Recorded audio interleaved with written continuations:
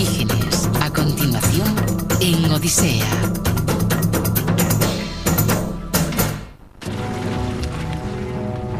Un desierto infernal y abrasador. Un planeta fundido hostil a la vida. Pero de alguna forma, y por sorprendente que parezca, es aquí donde empezó todo. ¿Cómo? ¿Cómo nació el universo, nuestro planeta? ¿Cómo surgió el propio ser humano? ¿Cómo prendieron aquí las primeras semillas de la vida? ¿Estamos solos en el cosmos? ¿Cuál es el origen de las estrellas y las galaxias? Estas preguntas son tan antiguas como la propia curiosidad humana. Y en Orígenes, una miniserie de Nova de 4 capítulos, buscaremos las respuestas. Esta búsqueda presenta sorpresas y giros inesperados. Imagínese a los meteoros trayendo los océanos de la Tierra desde el espacio exterior. Descenderemos hasta el interior de un mundo subterráneo tóxico donde extrañas criaturas nos ofrecerán pistas sobre el origen de la vida. Y conoceremos la impresionante imagen que presentaba la recién nacida Luna cuando estaba a 320.000 kilómetros, más cerca de la Tierra de lo que está en la actualidad. Esta búsqueda cósmica nos hará viajar en el tiempo. Reconstruiremos los acontecimientos que nos crearon a nosotros y a este lugar que llamamos hogar y que pudieron también sembrar las semillas de la vida en otras partes del cosmos. En el programa de hoy sabremos cómo empezó todo. Ahora mismo estamos escuchando los dolores de parto del cosmos. El descubrimiento accidental del Big Bang plantea a los científicos inquietantes preguntas acerca del universo. ¿Cómo es de grande? ¿Qué edad tiene? ¿De qué está hecho? ¿Y cuáles fueron los procesos que crearon las galaxias y al ser humano? Hay una carrera en marcha para resolver el misterio definitivo. El espíritu de competición es naturalmente una de las cosas que impulsa a los científicos. Crucemos los dedos, recemos porque todo salga bien. Y a medida que emerge nuestra nueva visión del universo, empiezan a revelarse algunas ideas extrañas. Parece que somos polvo de estrellas. Las estrellas son el alquimista definitivo. Las estrellas pueden crear carbono, nitrógeno y oxígeno. Esos elementos son los componentes básicos de la vida, lo que significa que... Nuestro universo es hospitalario con la vida. Hay miles de millones de galaxias por todas partes creando estrellas capaces de formar sistemas solares. Los hábitats en los que es posible la vida están por todas partes. En el episodio de hoy de Orígenes, la ciencia y la investigación detectivesca nos llevarán hasta el principio del universo.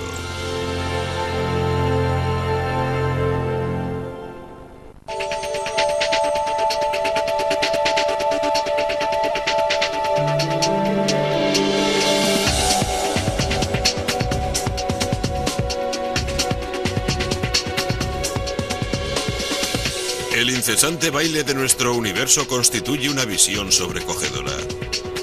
Noche tras noche las estrellas desfilan por el cielo en marcha cerrada. Las galaxias giran. Vastas ciudades de estrellas se unen para crear formas asombrosamente elegantes. Hasta hace poco no podíamos imaginarnos que seríamos capaces de responder a las preguntas más básicas acerca del cosmos. ¿Ha estado siempre ahí el universo? ¿Tuvo un inicio? La primera vez que me enfrenté a esos grandes misterios yo era un niño de 9 años. Vinimos aquí a conocer el planetario Hayden. En aquel entonces esto era muy distinto, pero aquel primer viaje me cambió la vida. Fue más o menos entonces cuando decidí ser astrofísico, aunque entonces apenas era capaz de pronunciar esa palabra. Ahora que soy adulto he vuelto al planetario Hayden para ser su director. Y durante ese tiempo nuestro conocimiento del universo se ha ido transformando una y otra vez. Los astrónomos creían que nuestro cosmos había existido siempre, que era eterno e inmutable. En su última versión, la idea tenía incluso nombre, la teoría de creación continua. Pero aquello no era más que una suposición, y como ha ocurrido muchas otras veces en la ciencia, la casualidad quiso que se demostrara que era falsa.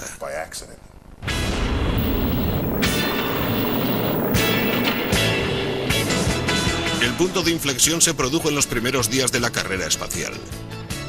En 1962 los astronautas eran héroes y durante algún tiempo Estados Unidos vivió una auténtica locura espacial.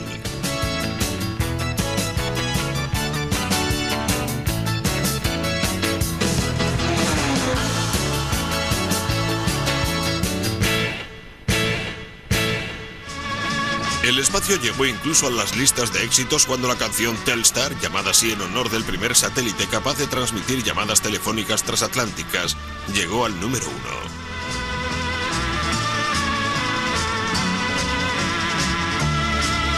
El verdadero satélite Telstar fue construido por la compañía telefónica AT&T.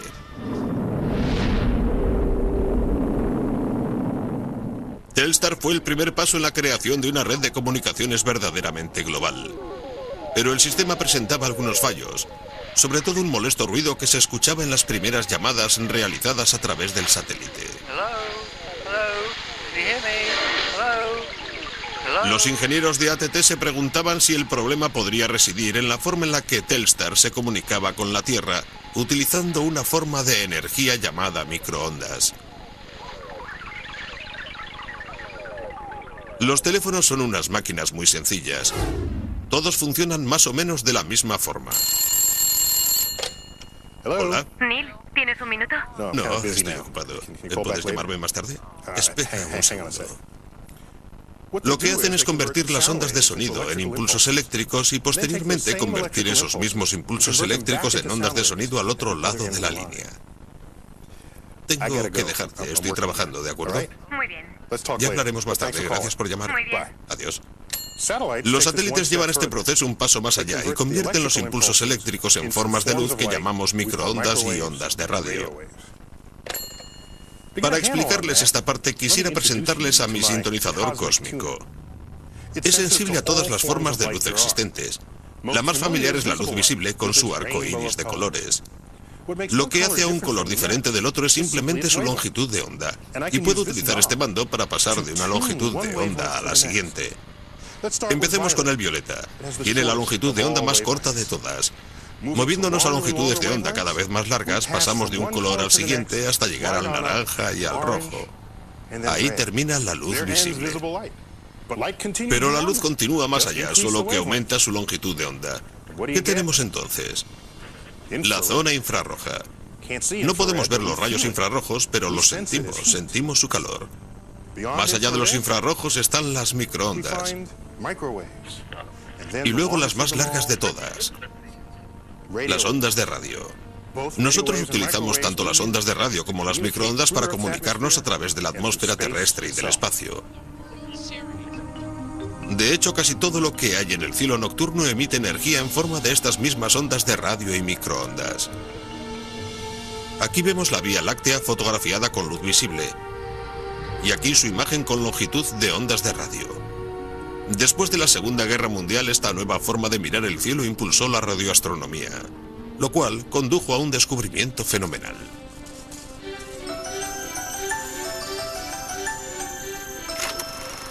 Robert Wilson y Arno Penzias eran expertos en el nuevo campo de las microondas y la radioastronomía, y en 1964 el laboratorio Bell de AT&T les pidió que intentaran descubrir el origen de aquel irritante ruido que se oía en sus comunicaciones vía satélite. Para llevar a buen término su investigación contaban con esta antena gigante capaz de recibir señales del Telstar. Para probar el instrumento, lo apuntaron contra una zona vacía del cielo. Al apuntar a la nada, ellos esperaban encontrar nada. Pero sorprendentemente, captaron una débil señal de microonda que parecía provenir del espacio vacío.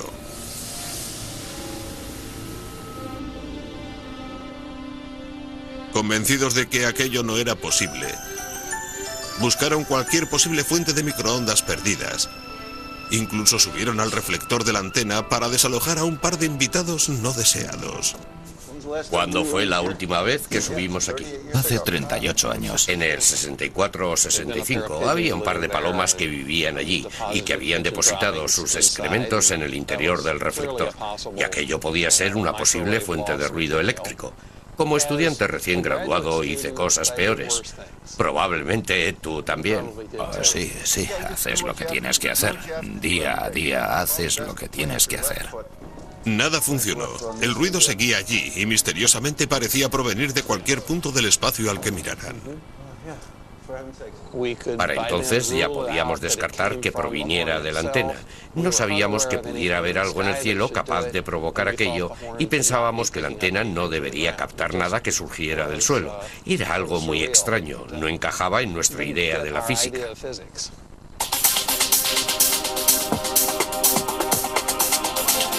Pero el ruido de microondas que tanto intrigaba a Penzias y Wilson sí encajaba con una idea radical que estaba siendo explorada por un grupo de físicos a apenas 60 kilómetros de distancia en Princeton, Nueva Jersey. El equipo de Princeton estaba intentando demostrar que todo nuestro universo había nacido a partir de una tremenda explosión de energía ocurrida hace miles de millones de años. El equipo estaba dirigido por Bob Dickey, quien creía que parte de esa energía debería poder ser aún detectada en el espacio en forma de un pequeño ruido de microondas. Para probar esa teoría, Dickey pidió a un joven doctor llamado David Wilkinson que instalara esta antena en miniatura en su tiempo libre. Como la idea de Bob Dickey era tan original, no nos dimos excesiva prisa. No nos preocupaba mucho que se nos adelantaran otros científicos. Fuimos a la calle Arch de Filadelfia y rebuscamos en las tiendas de efectos militares que vendían sobrantes de la Segunda Guerra Mundial para encontrar material barato. Pero antes de que pudieran poner en marcha su instrumento, la noticia llegó a oídos de Penzias y Wilson. Este último llamó a Dickey. Nunca olvidaré lo que dijo exactamente Dickey después de colgar el teléfono. Estas fueron sus palabras. Dijo: bueno, muchachos, se nos han adelantado. Se les habían adelantado con el gran descubrimiento de la cosmología, el Big Bang.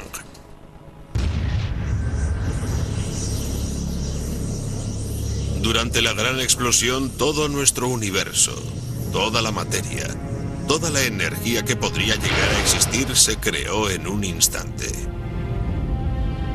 Un destello de luz llenó el cosmos. Y mientras el universo se expandía, esa luz iba adquiriendo cada vez mayores longitudes de onda, pasando del rango visible a la zona infrarroja. Hasta que ahora el destello de luz se convierte en un débil resplandor de microondas que llena todo el cielo. El resplandor que Robert Wilson y Arno Penzias detectaron con esta antena. El descubrimiento de Penzias y Wilson sobre el fondo cósmico de microondas es lo que convirtió la cosmología en una ciencia. Entonces nos dimos cuenta de que se estaba haciendo historia. El universo tal y como era entendido por el hombre era diferente al que había sido hasta ayer.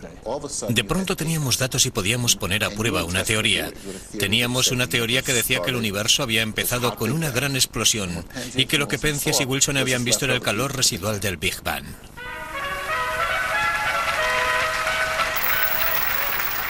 Su descubrimiento casual fue tan importante que Penzias y Wilson ganaron el premio Nobel. Tengo un recuerdo borroso de la ceremonia de entrega del premio en Estocolmo. Nunca he podido superar la sensación de no estar preparado, de que otras personas son más inteligentes y más sabias que yo. No creo que me abandone nunca esa sensación. Creo que una de las primeras cosas que pensé cuando se anunció la concesión del premio Nobel fue: ¿de verdad me lo merezco? ¿Y debe mi nombre figurar en la misma lista que Einstein? Lo cual me parecía totalmente injusto. Pero con el transcurso de los años he llegado a entender que te concedan el premio Nobel por descubrir algo, no por ser la persona más inteligente del mundo. Por eso, aunque había gente más inteligente que nosotros hicimos algo importante y nos merecimos el premio. Ahora que sabemos lo que tenemos que mirar, no es tan difícil detectar el Big Bang. Tomemos, por ejemplo, un aparato de televisión de los antiguos, antes del cable. Todo lo que tenemos que hacer es cambiar de canal hasta situarnos entre dos canales. La mayor parte de la electricidad estática proviene de ondas de radio locales que llegan a estas antenas en forma de cuernos, pero sorprendentemente, alrededor de un 1% de la nieve y el ruido provienen de las microondas producidas en el Big Bang. Ahora mismo estamos oyendo los dolores de parto del cosmos. El descubrimiento del Big Bang fue revolucionario. Pero desde el principio se planteó un problema inquietante.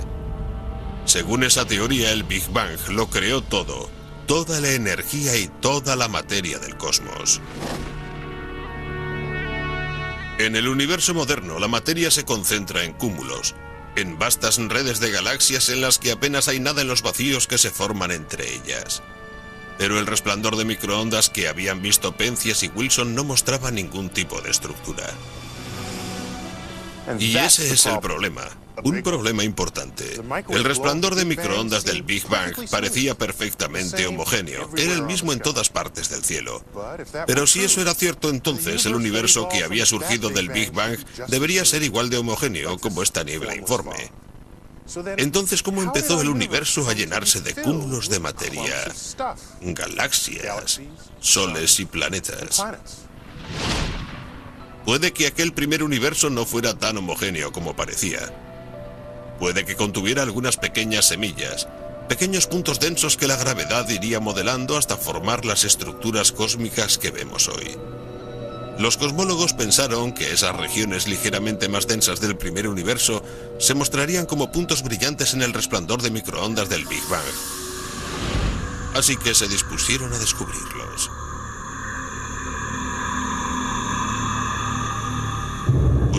Buscaron y buscaron durante 30 años y no encontraron nada. Cuanto más nos esforzábamos en buscar, más misterioso nos parecía el universo, porque todo lo que veíamos era una hoja de papel en blanco en la que no había nada escrito. Elegíamos una parte entre 1000 o una entre 10.000 y era una hoja en blanco. Al llegar a aquel punto, mis colegas del Instituto de Tecnología de California empezaron a decirme que yo estaba demostrando que no estábamos aquí. Ni cúmulos, ni galaxias, ni nosotros. Eso era todo lo que las observaciones del resplandor de microondas parecían mostrar. O no entendíamos el Big Bang o sus secretos permanecían ocultos en el resplandor de microondas del universo recién nacido. Finalmente los astrónomos quisieron solucionar el asunto de una vez por todas. Este satélite llamado COBE vuela por encima de la atmósfera terrestre y fue diseñado para encontrar los reveladores puntos brillantes incluidos en el aparentemente homogéneo resplandor de microondas, si es que existían. Los miembros del equipo COBE siempre nos planteábamos la misma pregunta. ¿Conseguiríamos detectar esta no uniformidad? Pensábamos que teóricamente debería estar allí. Durante 30 años la gente también lo había pensado. Hizo algunas comprobaciones y no encontró nada, así que no sabíamos si lo veríamos. No era una tarea fácil.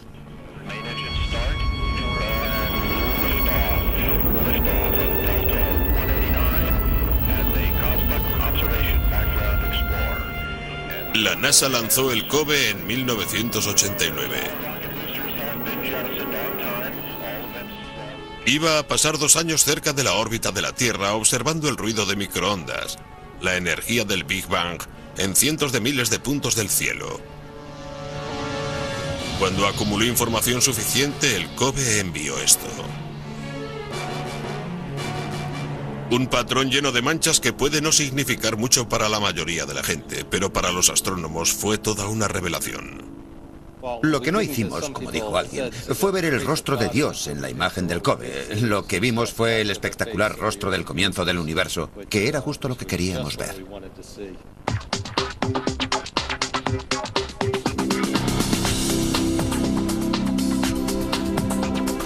Esto era precisamente lo que estaban esperando. El color azul revela los lugares donde había un poco más de materia al comienzo del universo. A partir de estas concentraciones de materia, la gravedad formó las galaxias y las estrellas, los soles y los planetas, y finalmente, nuestro hogar.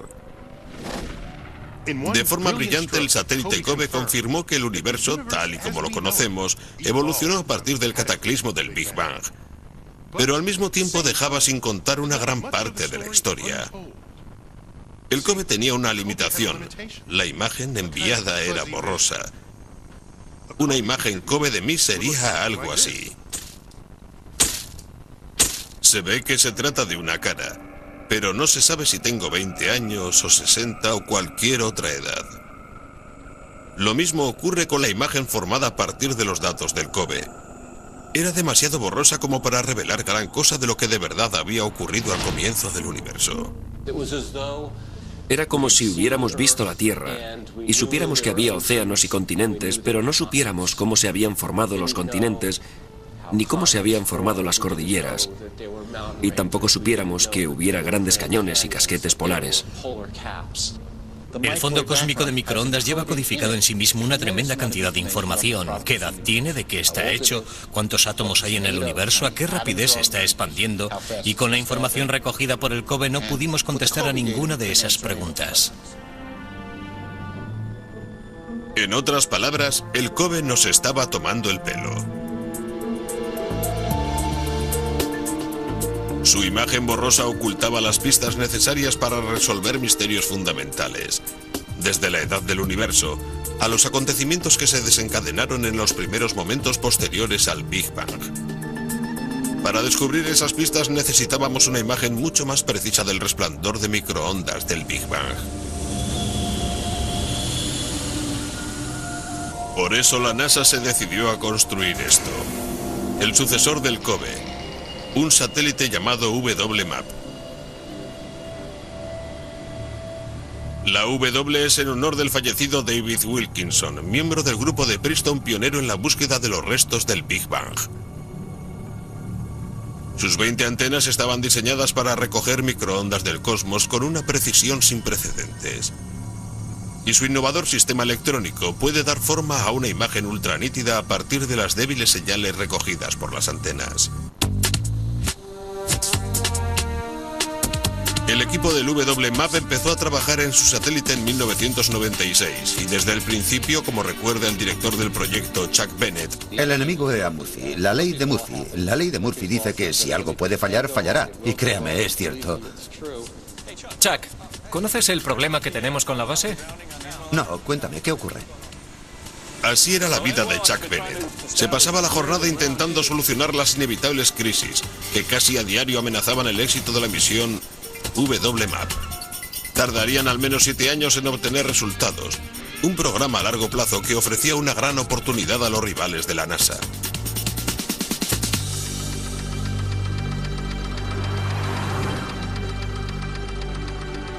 Observadores ambiciosos como Tony Redhead se plantearon intentar adelantarse a la NASA y ser ellos quienes hicieran los descubrimientos importantes. Creo que es muy importante reconocer que el espíritu de competición es una de las cosas que impulsa a los científicos, igual que a todo el mundo. Sabíamos que la NASA iba a enviar un satélite al espacio con el objetivo de proporcionar a la gente una comida de 3 platos. Eso hizo que muchos de nosotros sintiéramos la necesidad de empezar a trabajar para intentar ofrecer algunos aperitivos que pudieran responder antes que ellos a las preguntas más interesantes y fundamentales.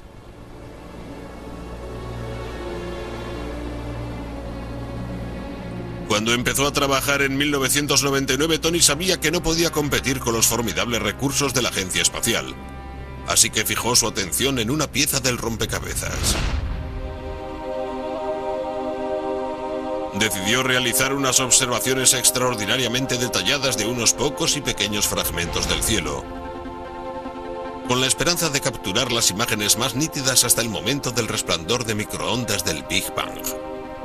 De tener éxito sería el primero en mejorar la imagen borrosa del COBE y en identificar las pequeñas semillas de materia que acabaron formando el universo en el que vivimos.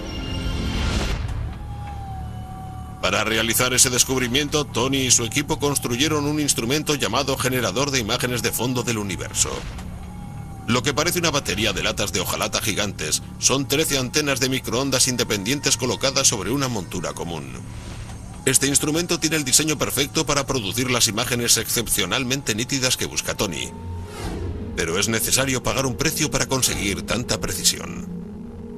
Para realizar observaciones del fondo cósmico de microondas tienes que situarte por encima de la mayor parte del vapor de agua de la atmósfera. Así que tienes que ir al espacio, lo cual resulta muy caro. O tienes que ir al Polo Sur, o venir a un sitio como este, en los Andes, situado a gran altura. En otras palabras, tienes que subir muy alto si quieres competir con los tíos que están en el espacio. Pero para trabajar a tanta altura, más de 5.000 metros, el equipo necesita bombonas de oxígeno y soportar unas condiciones climáticas extremas de frío y viento.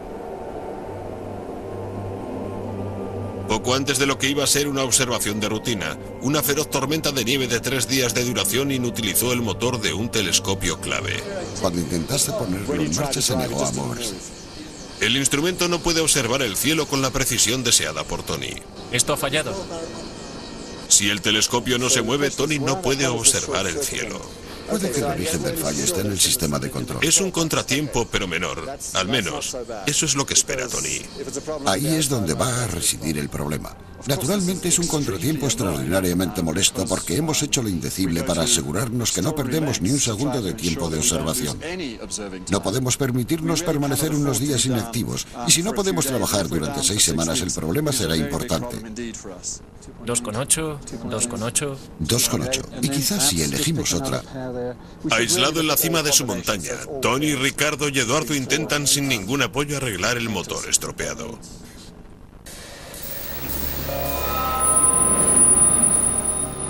Pero en cierta forma pueden considerarse afortunados.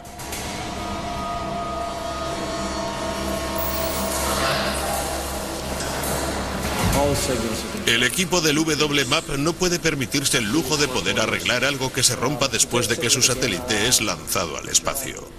Una vez que lanzas el satélite no puedes apretar un tornillo en el último momento ni utilizar un ajuste de última hora o sustituir un componente roto. Tiene que estar todo bien. Y una de las claves para asegurarte de que todo está bien es hacer pruebas y más pruebas. Esto ya está listo. Muy bien.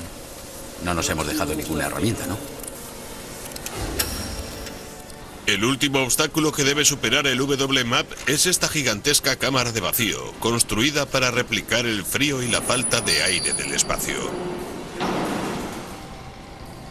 El satélite da vueltas una y otra vez hasta que queda claro que no tiene ningún fallo que pueda poner en peligro la misión.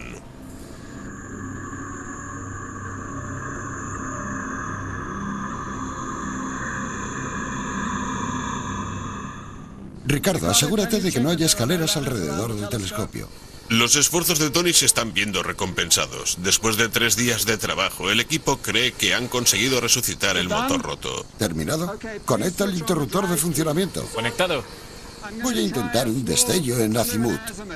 Sí, crucemos los dedos. Crucemos los dedos. Recemos porque todo salga bien. ¿De acuerdo?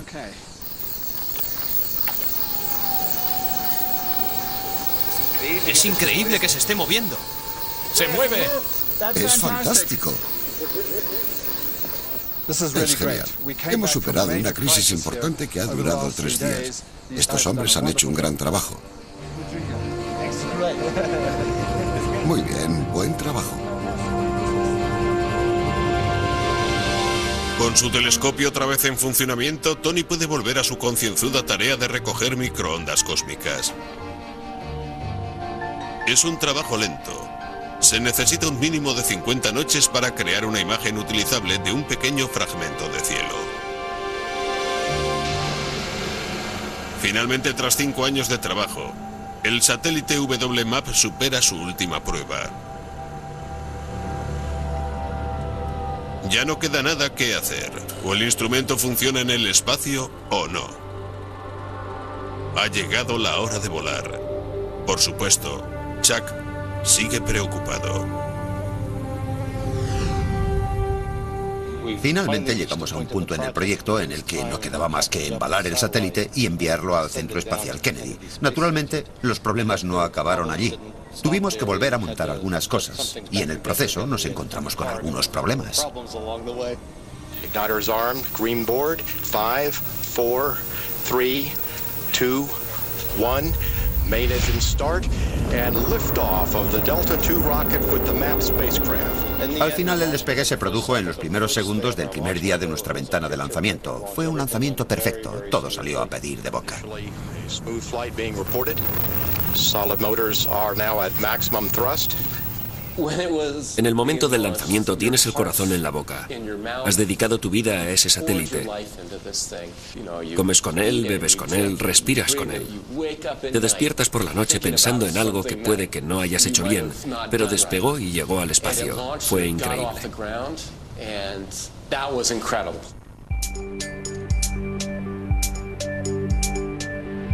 Después de su lanzamiento al WMAP aún le quedaba un viaje de 3 meses antes de alcanzar su destino final, situado a millones de kilómetros de la Tierra. Una localización muy especial, el segundo punto lagrangiano del Sol y la Tierra, o L2. En L2, la fuerza gravitacional combinada del Sol y la Tierra mantendrá el satélite en una órbita fija. En esa posición, el revestimiento del WMAP puede bloquear la radiación de microondas contaminante emitida por el Sol y la Tierra. Pero para llegar allí es necesario completar una de las trayectorias más complejas jamás planeadas para una misión científica espacial. Uno de los científicos del cuartel general me preguntó, ¿qué parte de la misión te preocupa más? Y le dije, llegar de aquí a aquí. Los sistemas de guía del WMAP funcionan a la perfección. Pero al llegar a L2, el satélite necesita todo un año para producir los primeros resultados.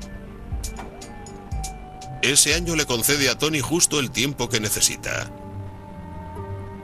Antes de que el WMAP de la NASA pueda enviar alguna información, Tony se las arregla para reunir los datos suficientes como para realizar un descubrimiento importante. Debido a todas las dificultades que es necesario superar, uno tiende a olvidar la verdadera maravilla de lo que está viviendo. Lo que estamos viendo son detalles precisos, más de 100 veces más pequeños que los enviados por el COBE, el primer vínculo observacional directo entre el primer universo y el universo en el que vivimos. Estos puntos más brillantes, de temperatura más alta, nos señalan los lugares en los que hay más densidad. Y eso es muy interesante porque nos está mostrando de dónde proviene toda la estructura del universo que nos rodea en la actualidad. En el transcurso de miles de millones de años, la gravedad transformará esta aglomeración de materia ligeramente más densa en esto: un cúmulo de galaxias, hogar de millones de estrellas como nuestro Sol. De no haber habido semillas como esta en el fondo cósmico de microondas que demostraban que había más materia, hoy no estaríamos aquí hablando de esto.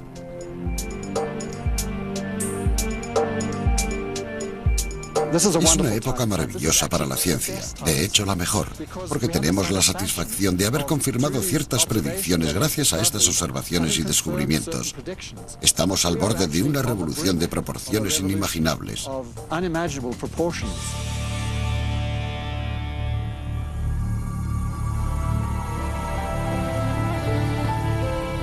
La revolución empezó a tomar cuerpo en febrero de 2003.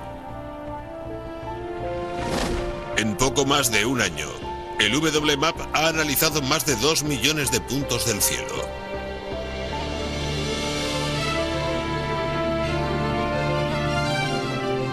Finalmente, casi 4 décadas después de que fuera detectado por primera vez el del débil resplandor del Big Bang, el satélite envía una imagen extraordinariamente detallada de los picos y valles que señalan los lugares en los que se encuentra la materia en nuestro universo recién nacido.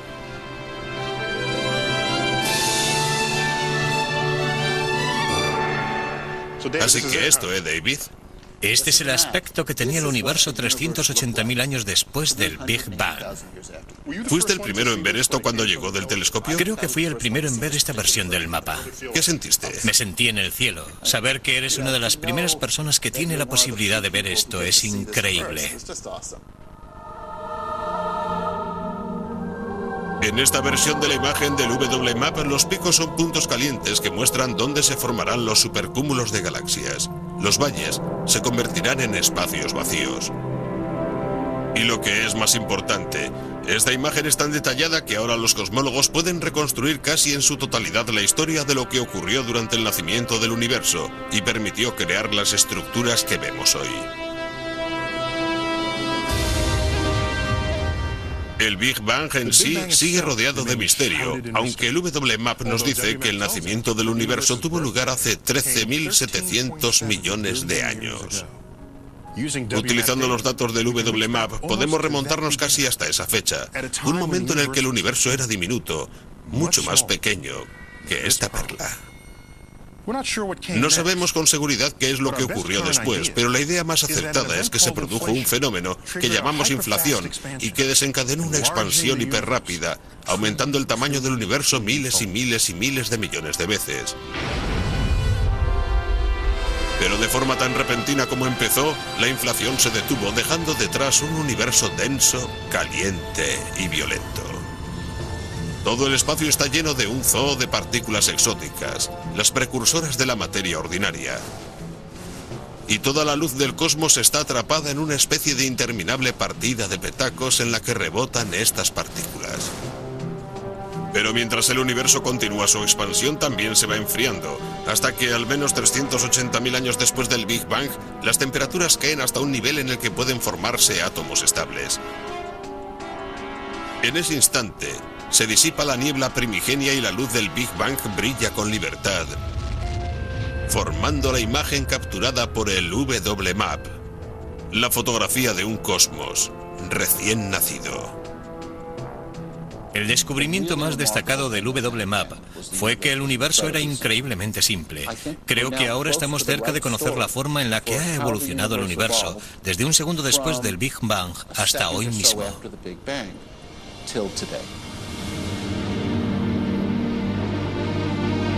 Pero no corramos tanto. No hay señales de vida en esta imagen.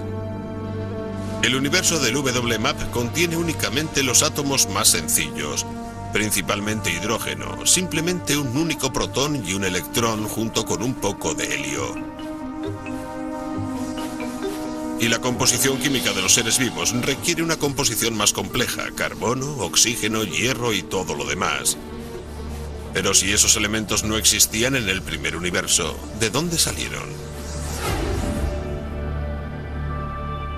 Recientes simulaciones por superordenador muestran al universo recién nacido lleno de enormes y densas nubes de hidrógeno.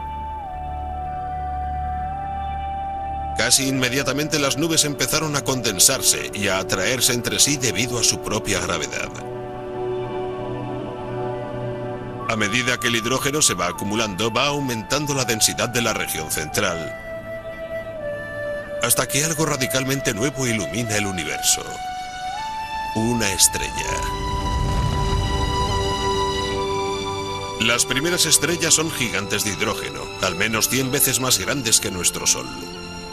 Esas estrellas de tamaño tan vasto tienen una vida corta, 2 o 3 millones de años a lo sumo, y desaparecen con un bang, en explosiones tan grandes que han sido denominadas hipernova.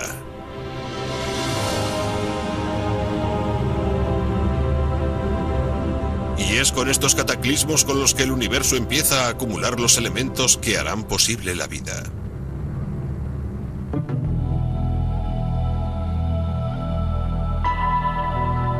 Todos los átomos del universo más pesados que el hidrógeno y el helio son creados por las estrellas. Las estrellas son realmente interesantes. No se limitan a estar fijas en el cielo, pero como duran mucho más que nosotros, tendemos a creer que son permanentes. Las estrellas son el alquimista definitivo. Convierten los elementos de la luz en elementos más pesados. Así reciben la energía que necesitan para brillar. Cuando una estrella inicia su vida, está formada básicamente por hidrógeno y helio. Un 70% de hidrógeno y un 28% de helio en el caso del Sol. En el núcleo de una estrella, la temperatura y la presión son tan altas que los átomos de hidrógeno se fusionan para formar helio. La fusión de hidrógeno libera una prodigiosa cantidad de energía, el calor y la luz de la estrella. Esa es la historia del 90% de la vida de una estrella, la fusión de hidrógeno para crear helio. Aunque finalmente la estrella se queda sin hidrógeno y empieza a fundir sus reservas de helio, creando así elementos aún más pesados. Lo que ocurre, y siempre ocurre lo mismo, es que se contrae y aumenta de temperatura. Y si puede encontrar algo nuevo que poder quemar, ya sea el fregadero de la cocina o carbón o lo que sea, lo quemará. Toma 3 partes de helio a la vez para hacer carbono. Podemos añadir una parte más de helio a ese carbono para crear el elemento número 8, el oxígeno. Ese es un enorme paso adelante. Significa que las estrellas pueden crear carbono, nitrógeno y oxígeno. Eso es fantástico porque ya tenemos en el tablero los principales elementos de la vida. La química orgánica es la química del carbono. El carbono es el siguiente en fusionarse, lo que hace que se formen elementos aún más pesados. Azufre, argón, cloro. Potasio, calcio, escandio, el ritmo es cada vez más rápido. En mitad del proceso, el silicio empieza a quemarse a 3.000 millones de grados, una temperatura asombrosa. Y se crea el titanio, el vanadio, el cromo, manganeso, cobalto, níquel y hierro. El hierro es realmente el final del trayecto. Es el elemento final a partir del cual no se puede sacar nada más. Es el final de la partida. Una estrella que se ha formado a partir de la fusión ha llegado a un punto donde no tiene nada más que gastar. De pronto la estrella se encuentra al borde del desastre. La radiación sale al exterior desde el interior, pero en su núcleo no tiene más combustible. El hierro no puede alimentar el horno estelar. Por eso, cuando una estrella acumula demasiado hierro, se muere. El núcleo se desploma y rebota. Y empieza a moverse hacia el exterior primero lentamente, pero cada vez más rápido. Y eso envía una ola muy brusca a través de la estrella. Y ahora lo que se estaba cayendo sale al exterior. Todo está estallando. Ya tenemos una supernova. Una explosión supernova puede ser tan brillante como 4.000 millones de estrellas similares al Sol. Una explosión formidable. Una energía tan extraordinaria supera la barrera del hierro, mezclando átomos de hierro con el resto de elementos de la tabla periódica. Empezando por abajo tenemos cobre, Zinc, galio, germanio, arsénico, circonio, niobio, molibdeno, tecnecio, estroncio, rodio. ¡Ya está!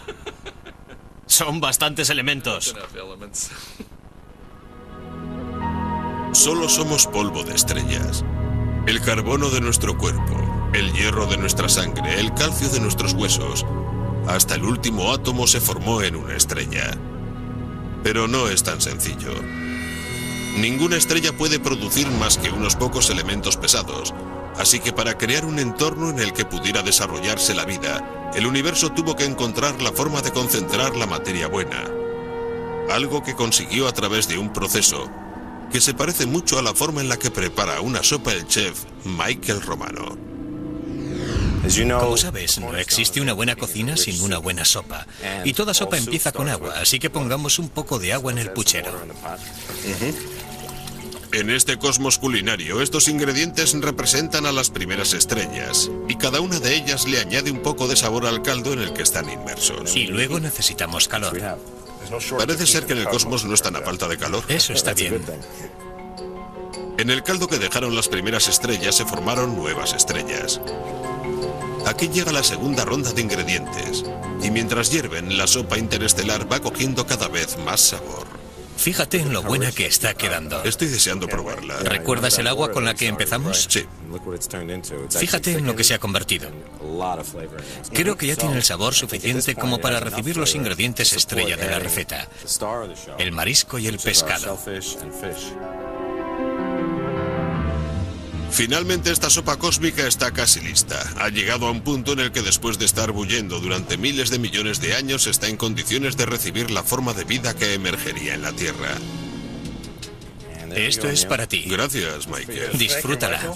Gracias. Lo que acaba de hacer Michael es enormemente parecido a lo que ocurre en el universo, donde cada generación de estrellas enriquece el caldo en el que se formará la próxima generación, hasta que finalmente la sopa cósmica es lo suficientemente sustanciosa como para sustentar la vida. Sabemos que esto es así porque podemos ver que está sucediendo al lado de nuestra casa, en nuestra propia galaxia, la Vía Láctea, gracias a la que podemos considerar la imagen astronómica más famosa de todos los tiempos, la imagen de la nebulosa Águila tomada por el telescopio espacial Hubble.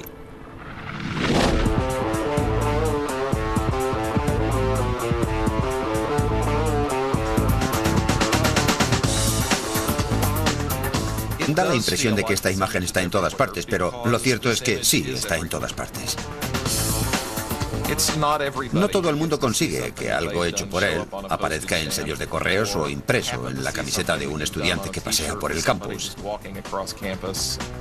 Cada vez que mi mujer ve esta imagen por ahí, me da un codazo y me dice: y ahora explícame, otra vez, ¿por qué no recibimos derechos de autor por esta fotografía? Esa imagen de la nebulosa Águila ha sido denominada los pilares de la creación. Se ha convertido en un icono moderno.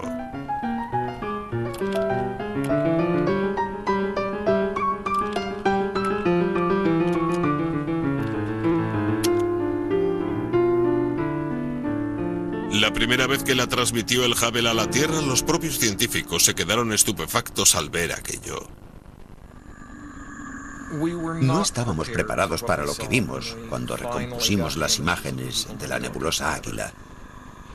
No estábamos preparados para la belleza de lo que habíamos ensamblado. No estábamos preparados para la ciencia que emergía de aquella imagen.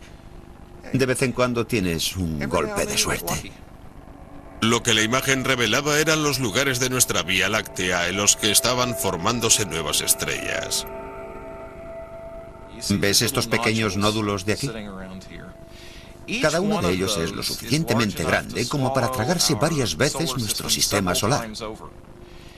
Incrustado en al menos algunos de esos nódulos podemos ver que hay estrellas jóvenes. Estrellas que se convertirán en estrellas como nuestro Sol, alrededor de las cuales se formarán sistemas solares, quizás como el nuestro.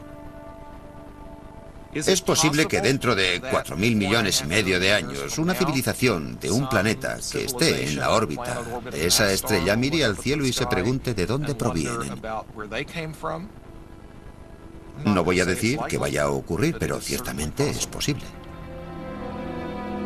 Es posible porque las condiciones de la nebulosa Águila se aproximan a las que tenemos aquí. El único lugar del universo en el que sabemos que existe la vida, nuestro sistema solar. La nebulosa Águila contiene casi la misma mezcla de elementos pesados que contiene nuestro Sol. Carbono, nitrógeno y todos los demás.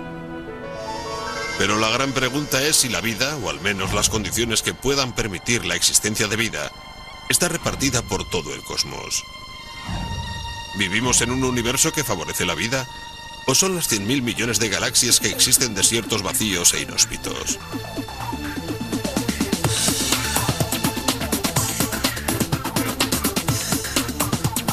Esa es la pregunta que ha llevado a Sandra Faber al Observatorio Keck de Hawái. ¿Qué probabilidades hay de que exista vida en el cosmos? Es importante saber que astronómicamente las semillas de vida en la Tierra fueron sembradas hace 4.000 millones y medio de años, cuando se formaron el Sol y el Sistema Solar. Eso ocurrió hace mucho tiempo. Pero ahora podemos preguntarnos, ¿pudieron ser sembradas las semillas de la vida en otras galaxias en aquel momento? ¿O quizás incluso en una fecha más temprana?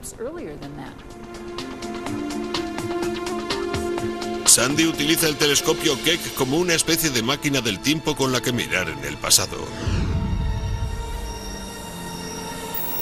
Su espejo gigante de 11 metros de diámetro puede captar fotografías de las galaxias cuando son mucho más jóvenes que la nuestra.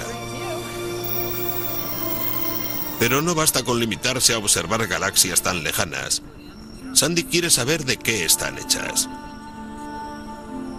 Para descubrirlo, utiliza un instrumento llamado espectrógrafo. El espectrógrafo de Sandy, llamado Deimos, es uno de los más potentes del mundo. Recoge la luz de hasta 150 galaxias al mismo tiempo, cada una de ellas aislada en un único agujero en una lámina de metal llamada pantalla de hendiduras. Ahí Deimos descompone la luz en un espectro visible, el arco iris de colores, desde el violeta al rojo. Si hacemos un zoom sobre el espectro de una galaxia, veremos un bosque de líneas brillantes y oscuras, patrones que revelan la presencia de elementos muy concretos. Empleando el espectro como herramienta, podemos saber qué elementos existen en esa galaxia. Oxígeno, carbono, hierro, y podemos saber si la galaxia es rica en esos elementos. ¿Está el caldo casi en su punto o sigue estando demasiado diluido como para formar planetas?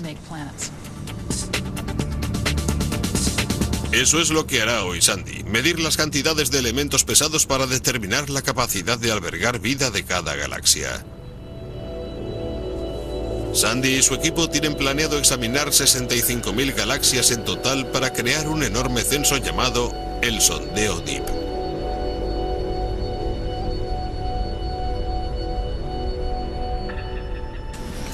Perfecto. Aquí están los resultados recién salidos del telescopio. Esto es fantástico. ¿Eso es a lo que te referías? Aquí y aquí hay oxígeno. Este punto brillante señala la presencia de oxígeno en una galaxia situada a 5.000 millones de años luz. Por pura coincidencia, estamos viendo galaxias cuya luz se extinguió justo cuando nuestro Sol se estaba formando en nuestra galaxia. Sandy utiliza el nivel de oxígeno y de otros elementos pesados del Sol como parámetro. Si una galaxia presenta una mezcla similar de elementos, entonces potencialmente podría sustentar la misma química viva que encontramos en nuestro hogar. Probablemente esa galaxia sea un buen lugar en el que buscar planetas porque los metales abundan en mayor cantidad incluso que en nuestra propia galaxia.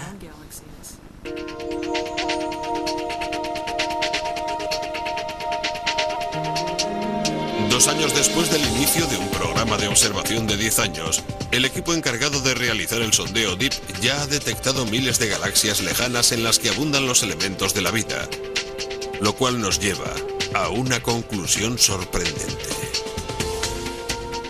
Nuestro universo es hospitalario para la vida. Hay miles de millones de galaxias en todas direcciones, mezclando elementos, creando estrellas que están maduras para formar sistemas solares. El hábitat para la vida está en todas partes. Eso no prueba que la vida en sí exista en otros puntos del universo, pero el trabajo de Sandy confirma que los elementos esenciales para la vida tal y como la conocemos están repartidos por todo el cosmos. El mensaje del sondeo DEEP y el resto de la información que estamos recopilando constituyen una historia preciosa, una nueva versión del Génesis, una nueva versión del mito cósmico, solo que esta vez tiene una base científica, desde el Big Bang hasta ahora. Big Bang, formación de galaxias, formación de elementos pesados en supernovas, el Sol, la Tierra, la vida, la gran cadena ininterrumpida de la existencia. En los últimos años, hemos llegado a un punto en el que podemos empezar con los orígenes del universo y podemos terminar con una conversación entre seres inteligentes acerca de cómo funcionan las cosas. Y hacernos una idea muy precisa de todos los pasos que hay entre esos dos extremos. Es como si estás componiendo un rompecabezas y de pronto miras hacia abajo y te das cuenta de que lo has terminado. Tienes todas las piezas. Durante casi toda la historia humana, los cielos han estado fuera de nuestro alcance. Para nuestros antepasados era el lugar en el que vivían los dioses, o simplemente un lugar enorme e intocable de belleza sin vida.